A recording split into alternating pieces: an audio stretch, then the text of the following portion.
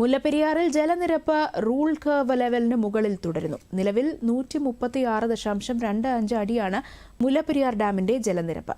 ഡാമിലെ നീരൊഴുക്ക് ശക്തമായി തുടരുകയാണ്. വിവരങ്ങളുമായി രതീഷ് കൃഷ്ണ ചേരുന്നു.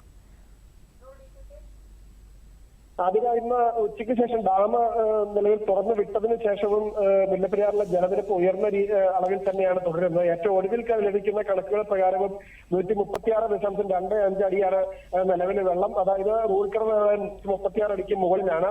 ഇന്ന് രാവിലെ 11:30 നിലവിൽ ഡാമിന്റെ 13 സിൽവർ ഷട്ടറുകൾ വഴിയും വെള്ളം പുറത്തേക്ക് ഒഴുക്കുന്നുണ്ട്. 10 സെന്റിമീറ്റർ വീതം വെള്ളമാണ് പുറത്തേക്ക് ഒഴുക്കുന്നത്. ആകെ 250 ഘനയടി വെള്ളം നിലവിൽ പുറത്തേക്ക് ഒഴുക്കുന്നുണ്ട്.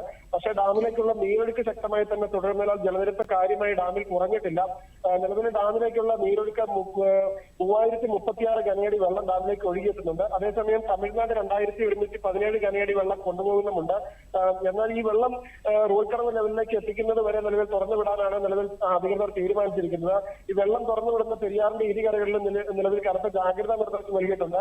ആളുകൾക്ക് മാറി താമസിക്കാനുള്ള സാഹചര്യം ഉൾപ്പെടെ ജില്ലാ ഭരണകൂടം ഒരുക്കിയിട്ടുണ്ട്. എന്തായാലും ഈ നിലവിൽ മുല്ലപ്പെരിയാറിലുള്ള വെള്ളം ഒഴുകിയെത്തുന്ന പെരിയാറിലും ജലനിരപ്പ് താഴ്ന്ന നിലയിലായതിനാൽ ആശങ്കപ്പെടേണ്ട ഒരു സാഹചര്യമില്ലെന്ന് നിലവിൽ അധികൃതർ അറിയിച്ചിട്ടുണ്ട്. നിലവിൽ ഇപ്പോഴത്തെ റൂൾ കർവ് അനുസരിക്കേണ്ടത് ജൂൺ 30 വരെയാണ്. ഇപ്പോഴത്തെ റൂൾ കർവ് ലെവലായ 136 അടി എന്നത്.